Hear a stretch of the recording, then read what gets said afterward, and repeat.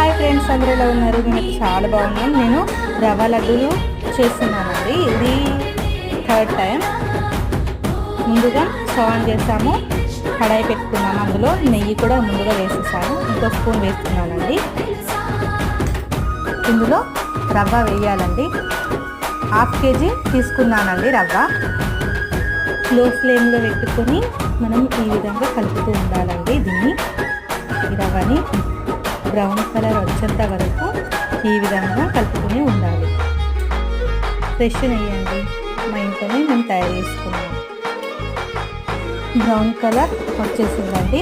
ఈ విధంగా రాగానే స్టవ్ ఆఫ్ చేసుకోవాలి. దీన్ని మనం గ్రైండ్ చేసుకోవాలి, సన్నగా పట్టుకోవాలి. ఇది 1 minute వీడియో అండి.